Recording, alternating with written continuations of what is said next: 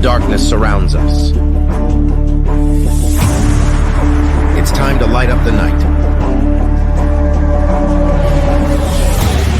It's time for Zero Dark 30 with John. Yay! Cut out the jibber jabber. Don't be babbling like a fool. Say what you got to say. That's all. Then shut your dang pie hole. Hey everyone, welcome back. Prepared Minds, Zero Dark 30. And we're heading north today. Folks, sometimes things go north, sometimes things go south, and in a bad way. I think things went south for Zelensky and Europe in yesterday's meeting with Trump. I don't mean this in any big, exaggerated, grossly strange way, but rather just a change of, just really a change of pace and a change of attitude. Now, as I said yesterday, I would have thrown Zelensky out of the White House. I would have turned him away like a bad Girl Scout cookie sales girl. I'd have said, like, nope, you don't want to wear a suit and a tie. You disrespect the presidency and the people of the United States of America. You can go home. Go home now. Go on. Run along, little bitch. The fact that a piss poor entertainer, comedian, belly dancing fruitcake of a human being, Zelensky, is a presidential person for a country like Ukraine that has now laundered well over $500 billion.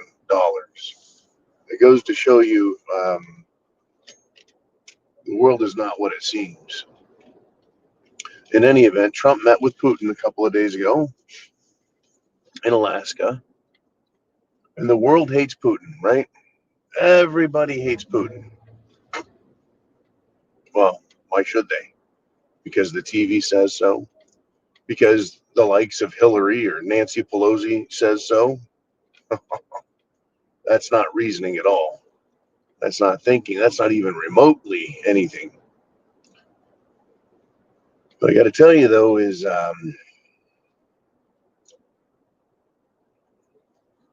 some strange shit has happened.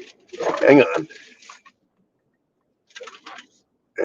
There we go. I don't know what the hell that was. Okay. Wow. Sorry about that, folks. So, Trump met with Putin. Said, hey, we got some stuff hammered out. We got some stuff worked out. Here's some ideas. Let's roll with this. Now, Trump and Putin couldn't make a deal. They can't make a binding deal, right? Because the war isn't between Putin and Trump. It's between Putin and Zelensky. That's who the decision makers are. So Trump had to get the best deal he could out of Putin, and he can take that to Zelensky. So that happens. He meets, Trump does, with Putin and Russia and everybody. I'm sorry. Trump meets with Zelensky and Europe. Thank you. But the big deal, the thing that really got me attention is in the middle of this meeting, he's already met with Putin. He flew across the country all the way to the other side of Alaska, right up to Anchorage, way up there in Alaska and back. And then Europe, all of Europe flies over to see Trump and Zelensky to work out a deal. I find this fascinating. Did they all carpool in the same jet? Or did they all take separate jets so they could be important? Yeah. Strange deal, folks. So Trump is meeting with him. And he says, that's it, we're done. Psh, hold on, everybody. He stops the meeting with all of Europe's leaders, so-called leaders, and calls Putin in the middle of it.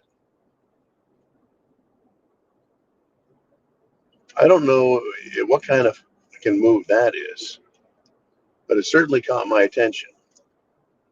Can you imagine being on a date a date with your, I don't know, it could be your spouse, it could be a friend, it could be a new date, right? Someone new that you just met and you're on dinner with them. And in the middle of dinner, you just say, stop, that's it. And you call an old girlfriend, right? That's to me, that's what this equivalent is, as best I can do it with as much comedic intent as possible. Is you're supposed to be winning over the Europeans and, giving them lots of love and making them feel good about themselves, right? Because that's what they want. They want to feel all important and shit. And he completely disses them and calls Putin. I thought that was great. What a great way to show them, you guys don't really fucking matter. Right? What really matters is what Russia wants to do in this situation, not you guys. You're not in the war. You're not involved. And in fact, Zelensky, all Zelensky is a faucet through which all the money drips. I don't know. Maybe I'm way off on this. Maybe Meetis, Interuptus, Shitus wasn't that big of a deal. But I really think it was. I really think it said a lot about who stands where. Europe is a money drag on the United States of America. Huge money drag. They tariff the shit out of us. They have to pay for NATO. They don't work very hard. They are not very productive. With Zelensky, Ukraine produces nothing for the United States of any significance. And he costs us a shit pile of money. And I don't see why we're involved with any of them. I think America should take care of itself. And if the world's interested, they can do some business with us. But pretending like we owe the world is just the wrong way to go about this. So perhaps that's what Trump was showing him. It's like, hey, we got a better deal going with Russia if we can patch things up there than we have with you fucking clowns. So why don't you sit there and drink your applesauce through a straw? We'll get back to you as soon as the phone call's over. Just kind of felt like that to me. Kind of had that funny feeling. Talk to you guys later. Here comes the sun.